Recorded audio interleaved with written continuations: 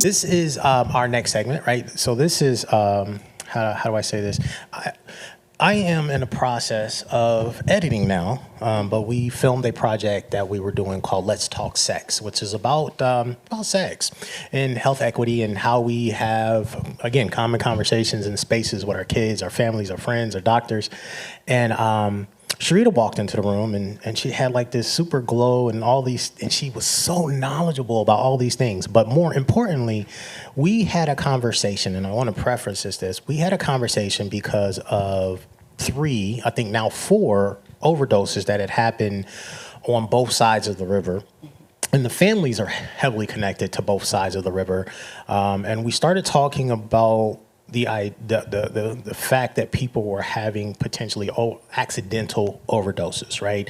So they may potentially be smoking marijuana, and the dealer that they may have bought it from may also deal in opioids or fentanyl, and maybe that got in a cross contamination, and that may have caused a potential overdose. And so our conversation just kept getting deeper and deeper.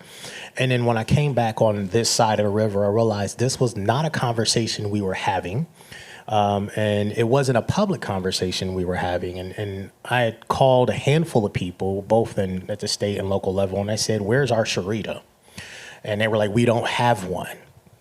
And so I realized that in the process of all these conversations, whether it's needle exchange, whether we're talking about Narcan, whether we're talking about the HIV epidemic that is also happening in our community because of needle sharing, I'm realizing that there are a lot of blind spots that our service providers are either willingly knowing and ignoring, or just ignorant and don't know any better. And so that's my opinion, and I get to be extremely opinionated in that relationship. So I said, well, how about I invite Shreeta over and let's have an open, candid conversation about all the things. So a little bit about Shreeta. Her name is Shreeta Walden.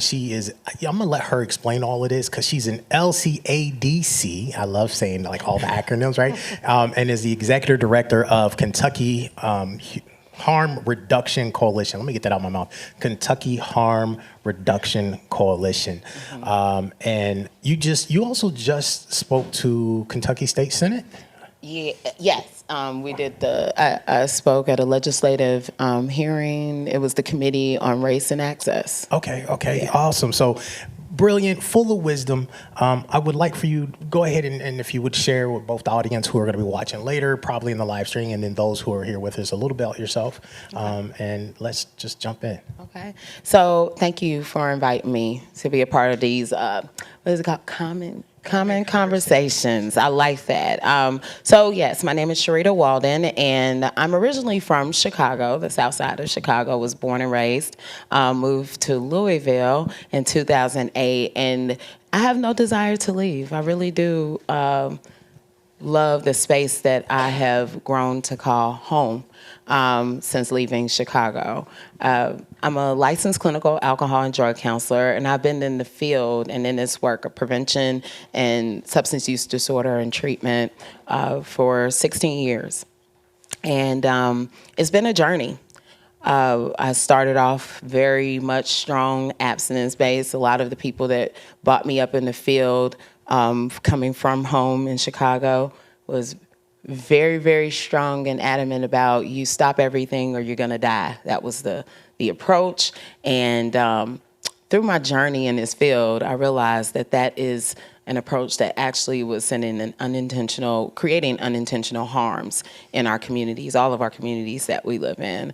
So it's been a humbling journey over the last about 6 years, actually about 8. I remember transitioning into doing work in HIV and AIDS, and that's, I like to say, is where I really started leaning into harm reduction, and not as a title, but as a way, and understanding that actually that's always kind of been a part of my life, focusing on people and meeting people's needs outside of a substance that they may or may not be using. Moving into this position as a leader in this work, was the shift that I think made the complete 180 for me. I worked prior to this position in treatment and recovery, leading an agency's efforts on really helping women create this pathway of recovery for themselves. And I got to see a very interesting dynamic happen. And it was right at the beginning of COVID, like the pandemic. And what happened was all of these individuals were completing and graduating treatment programs. And I started getting phone calls from families to attend funerals. I actually had a coroner, medical examiner from across the bridge from over here call me about a former client. And these weren't clients who terminated treatment early. So my old belief system was you terminate treatment early. What I was taught is you could die. That's how we sent the message. You could die if you leave treatment. But these were people who graduated and completed and were deemed successful in our work. And they were dying a month or two outside of leaving our program. And I was like, wait a minute, what's happening? And it's happened over the first couple of years during this pandemic. And what I began to really realize and grapple with was we got to change the way that we think. If we're going to be the professionals and we're going to be the people who are leading this work, we have to do something different. And that different is really going to the people. And I know that sounds really, really like elementary, but it's honestly a very difficult space to walk in, because when we really lay down our belief systems and we put down our own privileges about how we think people should move through life because we know best, you really get to see that we really don't know. And that's a tough place to be, especially when you have letters behind your name and people are constantly calling you experts. But I walked into the doors of harm reduction in these agencies and building stronger partnerships, like with my colleague and friend Takesha over here, and saying that, yeah, I want to do this right. And the way to do it right is get on the ground. So as an executive director, that's literally what I do every day, is get on the ground. I go out in the communities. I don't just sit behind a desk. And in fact, I don't have a desk right now because we're changing our center, not just administrative, it's a community space for people to come into. So I'm out in the community with folks. So that's an introduction, so to speak. I like it. I love it. Thank you. I mean, it says a lot, and it leads into, the conversation of stigma, right? It leads into comfort zone, because you talked about an old way. And if we could just kind of talk real briefly, real quick, what's the old way of thinking when we're thinking drug abuse, substance abuse, when we're thinking, oh, that person OD'd, they must be. Right. The old way is abstinence is the only form of recovery. And a lot of people I see shaking, nodding heads like, yep, that's been it. The old way is if you don't do it this way, if you don't follow a program specific to this, which is the 12-step program, then you're doing it wrong. If you don't have a sponsor, then you're not doing this properly. If you're on a medication that can assist you through treatment, then you're not abstinent and you're not really walking in sobriety. So that's the old way of looking at treatment and recovery. Over the last maybe 10 years, we've seen a shift in a lot of treatment centers really embracing the idea that medication, medically assisted treatment, which what I'm referring to is Suboxone, and embracing our old form, which was methadone, that a lot of people don't like to talk about no more. I don't hear a lot of people talking about methadone no more. But both of those are medications that can assist people on their pathway. When you saw a big move to treatment centers starting to truly embrace this. We still have a few that are abstinence-based, no medication, but we see a significant move. Well, now that we're looking at this more as a public health issue, what we're seeing as the new way is more in line with harm reduction, which is any positive change is recovery. Abstinence is not either or, it's and. Harm reduction means that there is abstinence happening, people are abstaining from the thing that is causing them the most harm. So you may indeed be talking to someone who no longer uses IV heroin, right? And they may still smoke weed. And guess what? They're living successful, full lives because they have now abstained from the thing that is causing them the most harm. Today, I am leading a class with an organization back in Louisville that is a DUI class. And now my class continues to get full and full because this business does not have referrals by attorneys. They have jailhouse referrals, which means people go to jail and they be like, hey, you need to go to this place. And you know what? I've noticed that my group, since starting back in January, my group continues to get full. It gets packed. You know why? Because I lead from a lens of harm reduction. I don't let them come in my group and I say, hey, you know what? Drinking and driving can kill you. I say, let's talk about how to reduce the harm to ourselves and others. And I had a young man stand up one day and say, wait a minute, I'm sorry. I'm supposed to be in a DUI class, and this sounds like I'm in a college class or something. I was like, no, you're in the right class. Sorry. But I'm not going to show you the video of that horrific accident that took place, which started MAD. I'm not going to show you that because re-traumatizing, which is an old way, we traumatize everyone, say, let me show you all the videos of all the things that can happen. Or you guys remember, this is the face of drugs or the face of meth. Oh my gosh, I feel so bad about the young lady whose face was projected throughout the country as the face of meth. Like, I will never forget her because it is etched in our memory. Fear has been our old way. Hope is our new way. And that's how harm reduction is implemented. It's a part of recovery. And we're talking about reducing harm. I have moms show up at one of our sites. I had one mom show up and I saw she had a kiddo in the back and I didn't see a car seat. You know what I did? I'm a harm reducer. I said, hey, ma'am, you're leaving this site and we know stigma and discrimination is out there. You can get pulled over. And you don't have your child in the safety seat. So let me give you some information about where you can get a free car seat. That's harm reduction. So instead of embarrassing her and instead of shaming her for where she is in life, you come to her and saying, hey, here, let me feed you. Yep. Let me give you information. Let me see if I can put you on a better pathway so we can avoid, I love the fact, harm, trauma, right? Yes. The things that come with that. Right. And that's a beautiful thing. And I love the fact that you're here because we're sitting in Southern Indiana, but you're based out of Louisville. And I know that a lot of folks are trafficking across the river to get resources because they can't find resources here. They can't find the conversation here. I've now done 6 podcasts in Kentucky about harm reduction over the last 3 years. And this is the first time we get to have a conversation like this here. Yeah. And so I say that because we understand that we're in Indiana and we're in a very conservative state. And there are things that we would prefer to not look at and avoid having the conversation and act as if it's not there, right? How do we do this better here? So how do we start with having harm reduction conversations? How do we start with actually looking at how do we better treat our neighbors on this journey, right? Because I know we talk about substance abuse, but sugar can also be something that we abuse.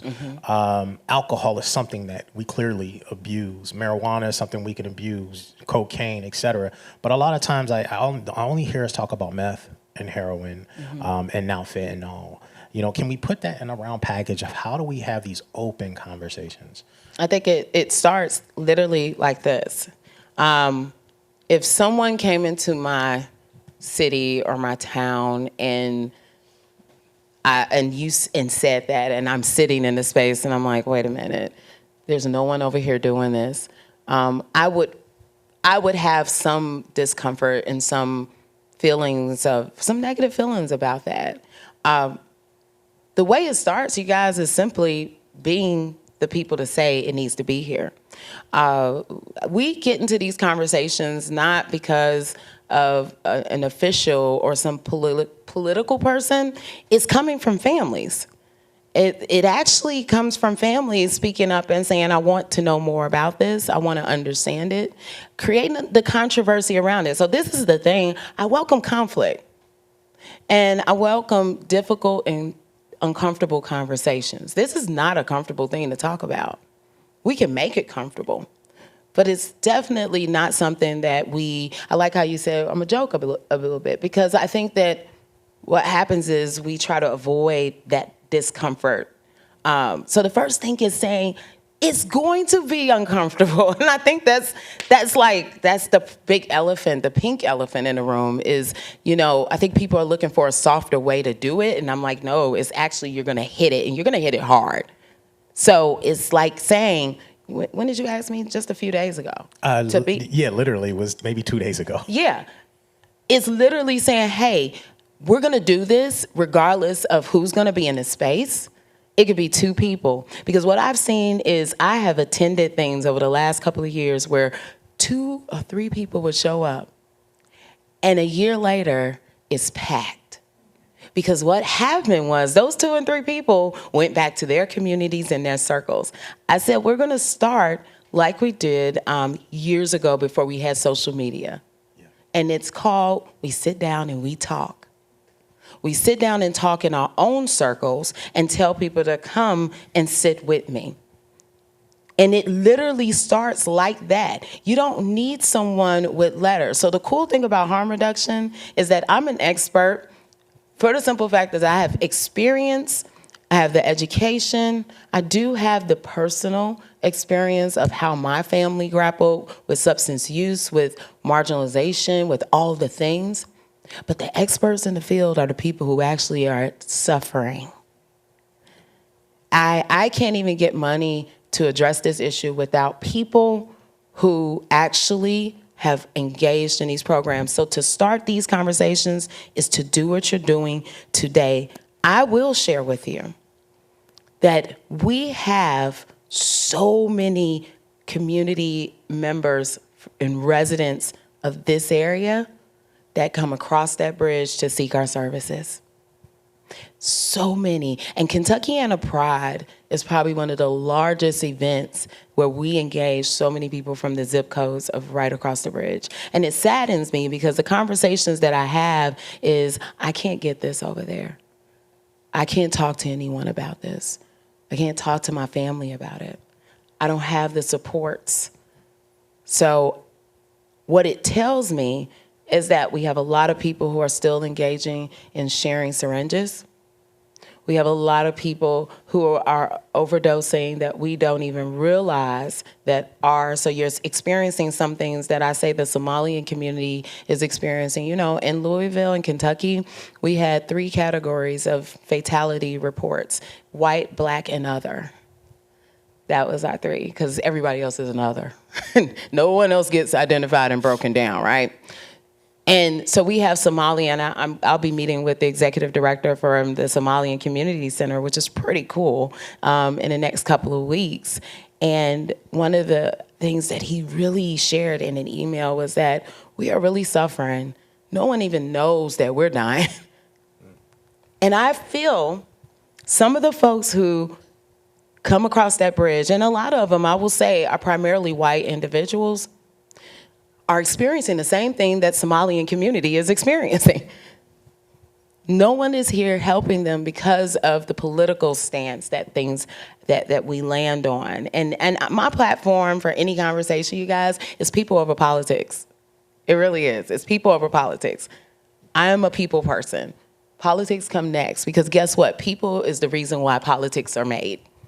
Yeah, that's what it is. And that's why we have politics. That's why we have political language, why we need policies, is because people are going to need and we're going to do, regardless of what that policy says.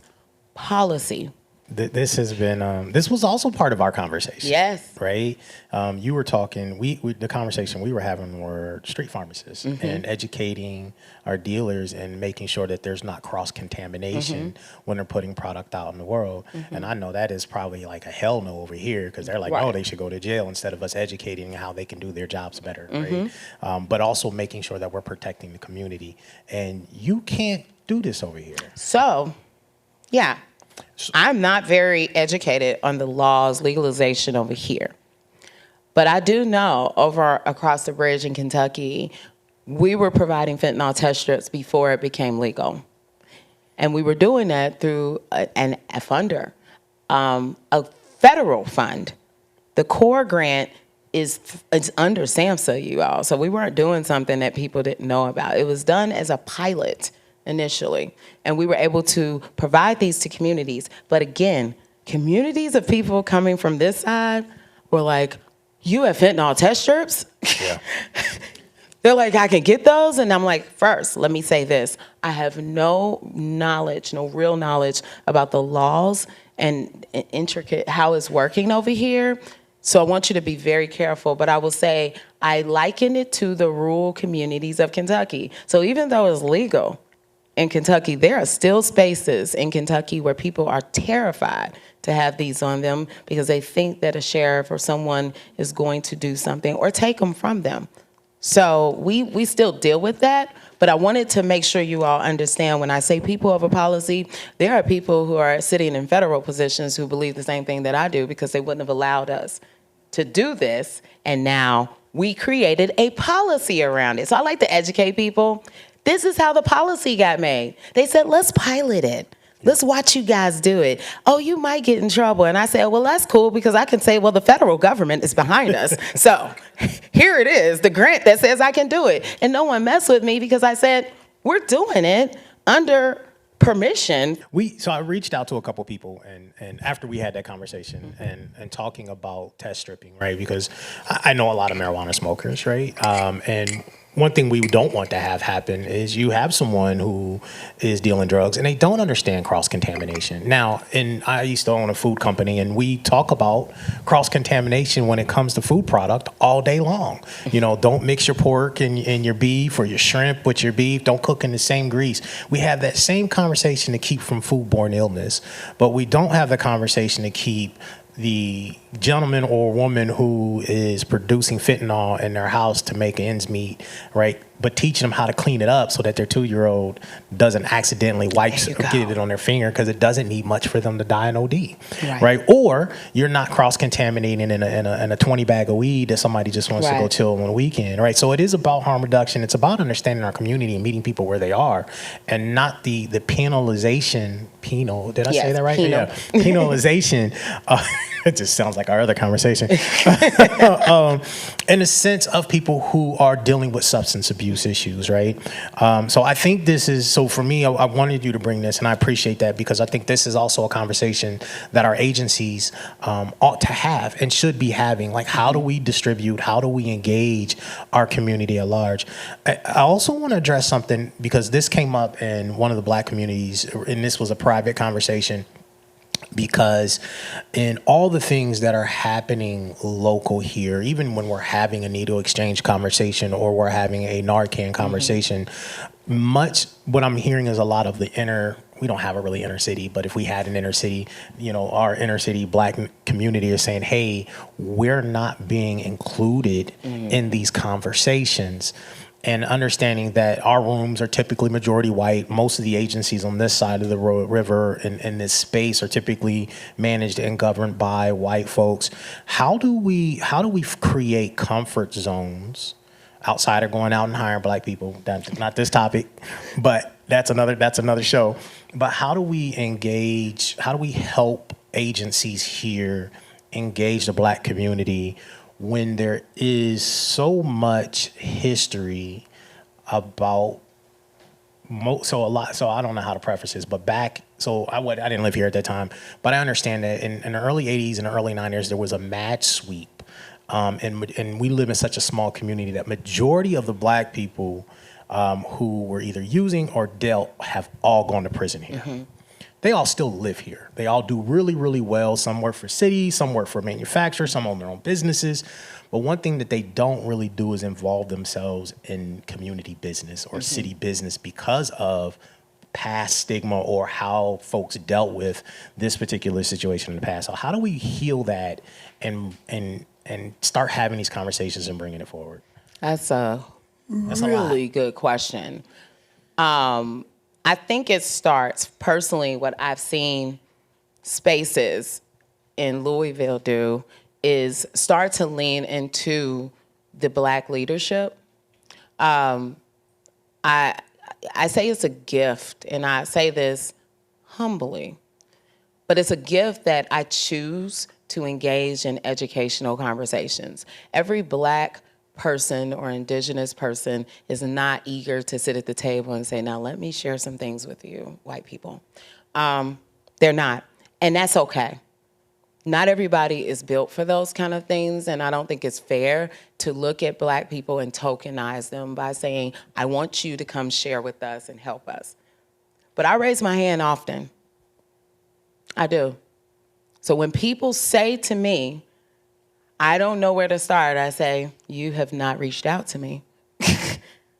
Because it takes you bringing in some people who are connected to say, hey, I got folks who will sit down with you and say, hey, these are some of the things that you can do to engage this community. The other piece to that is you have to be willing and open, because we're here, but are you willing and open? And are you willing to put yourself in a position where people are not ready to do that? And that is a tough space. I didn't end up at a committee hearing at the legislator's office the other day just because I'm a cool chick. You know, it wasn't like that. It was because there's some people who have been speaking my name and it has not been well received all the time, but they have chosen to put themselves out there because they carry a privilege that I don't. And they realize that. So they know if they show up in a space and they don't see me or see any of the people that I work with, then they reach out to us and say, hey, I'm speaking your name here and I need you to be here. And that's how it starts. It starts with the abolitionist idea and the fact that you realize and you're aware. I also say ask the right questions, which I encourage all the legislators, the senators up there on that panel. Ask the right questions. If you hear someone in your local government saying, we're doing a great job, and when you look around and you see that it's only one community, like I said to our governor's office, when they said we had a 5% decrease in the state of Kentucky for overdose fatalities, and I said, well, what community? Because I looked at the numbers that everyone else got throughout the entire state and saw the 5% decrease. Remember those three categories I gave you, white, Black, and other? The 5% decrease was in the white community only. There was an 8.9% increase in the Black community. And if you add the other category, I can't stand that other. They othered every community of color. But you add the other category, they said it went from that 8.9% to 14%. Increase in overdose fatalities. So when we look at that, it's saying, let me raise my hand and say, that is incorrect. So when someone says in your local space, we're doing a great job, look at how many marginalized folks are actually successfully utilizing those resources in your organizations and your businesses. And if you cannot count them, or an agency I worked in where I only saw 5 Black women graduate a program that I was over in 1 year, I said, we're not doing a good job because the community that is most impacted by this is not seeing the benefit. Yeah. So with that, I know we've got to wrap up, and because you could do this all day. I could do this all day, and there's a ton of more I want to ask, but I'll direct that later. And I like the fact that you mentioned the discriminatory numbers that are coming out, because I don't have those numbers here and would love to have those numbers here and see what they look like in Clark County, Floyd, and even going as far as Scott, right? Because we know there's a lot happening there and a lot of shifts in our community. But that being said, I'd love if anyone has questions, if you want to share, ask. The only thing I would ask is do me a favor, if you're part of an agency and you can, state your name and what agency you work for, or just state your name and then ask your question. My name is Holly Burgess, and I'm here representing Clark County Cares, and I'm with Ivy Tech, Ivy Assist, Ivy Cares, Ivy Powers. I'm interning. So I'm really, really interested in community outreach, and I know that we sometimes will reach out to the Louisville area, even for some of our internships in social work and human services. I just want to know, do you guys work with because I know that my program chair is always sending us out to different places. I was just working with the Family Scholar House a couple weeks ago, and I didn't know if you guys had an internship program. I so want to be in community outreach, which is everything you're saying. I want to help this community. That's why I attend the Clark County Cares every Monday morning, where there's judges, the Homeless Coalition, Life Springs. I mean, we've got everybody that attends this to get the word out. So, and they've sent me here to be the voice. So I'm really glad that you said all this, and I was wanting to get your contact information too before you head out. Okay. And maybe further talk about some of the resources that we can share together. My name's Takesha Nunez. I'm with the University of Kentucky. I used to work for the health department in Louisville, so I was there in 2015 when the syringe exchange first started. And so I kind of wanted to echo a couple of things that Shreeta talked about, the fact that we see a huge amount of residents of Southern Indiana at all of our syringe exchange programs. And part of that is that stigma of jail time, stigma of not wanting to experience, say that there's use in this area.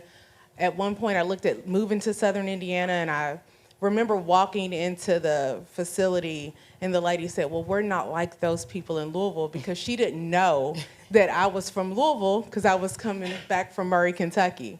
And I think it's that stigma that is carried not just here in Southern Indiana, but also in a lot of different communities, even in Kentucky, that we have to learn to break down. And when you're looking at the racial component that you brought up, we also have to look at what are we providing. So working in the syringe exchange program, I did a presentation a couple of years ago that looked at people of color and syringe access. It's always been extremely low. I wish I knew the numbers off the top of my head, but I didn't know I was coming here today. But we're not reaching that community because we're not providing the things that are needed. The reason why we have syringe exchange programs is because we had a lot of our white brothers and sisters who injected. Yes, there are black people who inject drugs, but they are also using in a variety of other ways. And they continue to overdose because we are not meeting them where they are. We're not providing safer smoking kits. We are not providing safer snorting kits. We are not having those conversations about using pills. It has been focused on just needles and syringes. And so if we are looking at meeting other populations and talking to other populations, we have to, like Shreeta said, ask those questions. Do that outreach. Go out there and say, hey, how are you using? Because we are noticing that this population is overdosing and dying. Talking to the youth. Our school systems are completely afraid to say that there's an issue. If there's an issue in someone's house who is an adult, there's a good chance that there'll be an issue with that child as well, or in that neighborhood, in that community. And so until we can start to break those barriers of like, hey, let's have this conversation in the schools. It does not make kids want to use drugs if we have a conversation, just like talking about sex doesn't make someone go out and have sex, or talking about suicide makes someone go out and commit suicide. So we have to start having those hard conversations and quit being afraid of those answers. So really not a question, but just wanted to kind of echo some of the sentiments that Shreeta talked about. Thank you. Nick Marshall, Community Connector. I guess I'll use that one because there's a lot of different titles. So I love what you said, talking to the experts, and literally just watched a video of a young adult who was at a committee meeting, and he said, you allotted me 2 minutes to talk, and at the very end, and this whole engagement has been about young adults. I'm the expert in the room, but you gave me 2 minutes. But what was really powerful, he goes, I'm going to take more than 2 minutes. So I was like, that is awesome. Yeah. So that's what we have to realize is put them in the forefront, put the ones who are experiencing the situations. And this lady right here, I want to say I met her about a month and a half ago during rock meetings, which is grandparents who take on their grandchildren. And so going into these meetings and going into these space, you're right, we bring people to the fold, to these discussions. And so I've seen this group grow over a month, and they're trying to connect. And so my question is to you is, we know other things are going on in communities like the young lady said over there. We know these things are going on. So how do we get the other community to break that stigma to come out and saying, we know it is happening to our white population. We want to figure out that it's happening over in the Black community. How do we get them to say it's okay to come out and talk about these issues that have always been happening, like Miguel said at the very beginning? How do we get, and give me the clear, what community to what community? How do we get? Oh, let me explain this. So with her, she's taken on her grandchild because of her family member, daughter, had a situation with drugs. So she's taking on children. We know it's happened in the Black community. So how, and we don't see, I've not seen a Black member come to this community meeting. So how do we get them to that meeting saying you have something in common with this community, and let's get you forward to make sure the resources you have to do the right thing? It's real grassroots. You got to show up. So I would say, if in this situation, you being a member of a community of color, go to that meeting, bring an individual, and then start to get people to go. It's a I have to see it kind of thing. So it's grassroots. I actually got to show up at these certain meetings and say, I need you to partner and trust me and build a relationship with your own community to say that when I bring you over here, you're not going to be harmed. So if we're thinking unintentional harms, I want to minimize even the unintentional harms. I have to say that I trust and I have faith in this group that's over here that's established and want to invite you in. But we got to go there. And you got to be okay with taking time. I'm doing the same thing with our own community, right? I know that I'm going to have to spend about 20 minutes unpacking the failed war on drugs with my community. I know that I'm going to have to unpack violence and guns. I know that I have to spend more time engaging with my community. And it's an oven effect and not a microwave. So it may take me going a few times to this meeting. I'm engaging a community, moms of murdered sons. I'm engaging them. They have the same issues that we're dealing with across the states and across the state of Kentucky. What I'm doing is building a relationship with them so that I can start going, okay, now I want you to come to this town hall that's going to come up next time because this group should be getting money too from opioid abatement settlement. See how that works? But I have to spend time in relationship building. So it's real simple, and we can collaborate more because I think people they underestimate the value of building relationship. And I think we, in our social media frenzy, we think building friendship and relationship is very easy, but it's actually complex and complicated. And so I have to tell people, you're going to have to give it time. And that looks very different from what you envision. And then talking to your groups and saying, hey, I want to build this. How do you feel about it? So it's preparing both groups. And that could take about 6 months. Yeah. I mean, in living here, right, I think one of the things we also have to address is that we all live in neighborhoods, but that doesn't mean we're in the same community.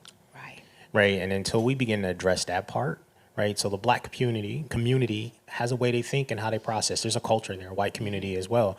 What I find even more interesting is definitely in Southern Indiana is how many biracial relationships we have and children that are coming out of this.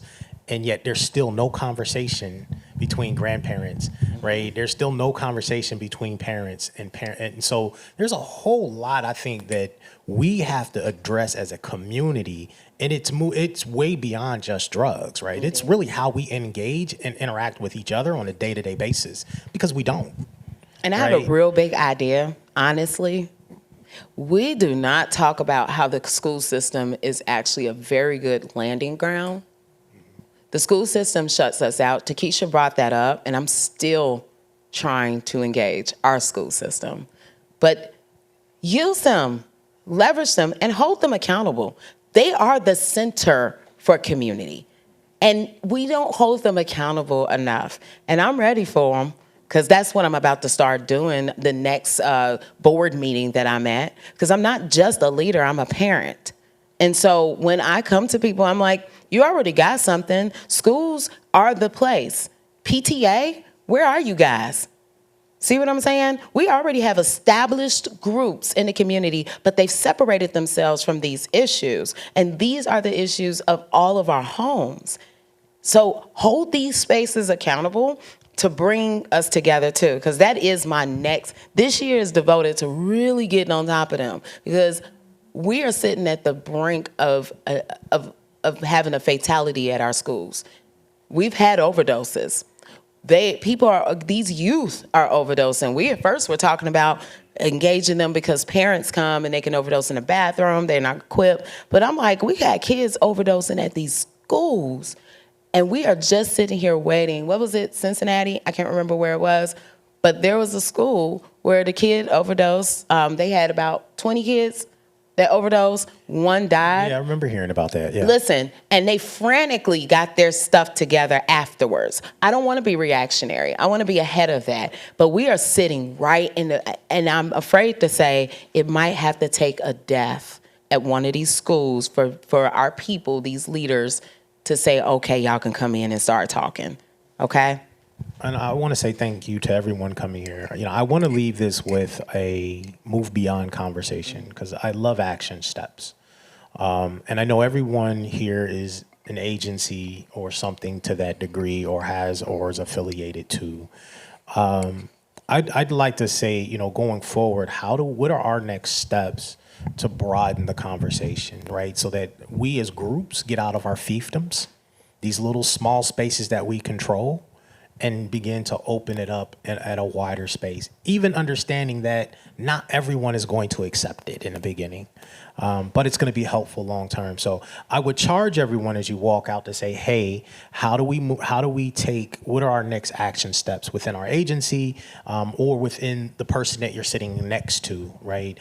Missy and I rolled out these conversations this year, and we have tried to touch every topic with the hope that we look at equity as a whole, as this global thing that we're facing in Southern Indiana, and begin to address our blind spots, and really begin to move forward with building a community that is a true community, where we all feel accepted, we all feel safe, and we all belong, right? And that is a healing part. So I want to say thank you for coming out. I'm going to wrap, but I want to leave a couple notes. So on Friday, our last discussion of the year will be Let's Talk Domestic Violence. And so we've got a great panel that's going to be there. If you didn't RSVP, you can just come. That's totally fine. So we'll have that. We are wrapping up our documentary series, which we hope going into the new year, we'll be able to show that in terms of how we went about the entire year and how we decided or didn't decide whether we found equity in this community. So there's going to be a lot of story in that part. We've got the podcast, so we're still launching podcasts. We just had 2 come out that will come out so you can go to commonconvo.tv or anywhere that you get podcasts. You can type in Common Conversations with that guy, Miguel H., or The New Hope, and you will find Missy and I on the avatar. And on your tables, there's a QR code. You can scan that and jump into all the spaces. Other than that, Missy, did I miss anything? All right, cool. Well, with that, my good friends, as I keep dropping things, because that's what I do, we're done, we're out, and we will see you at the next engagement. Thank you very much.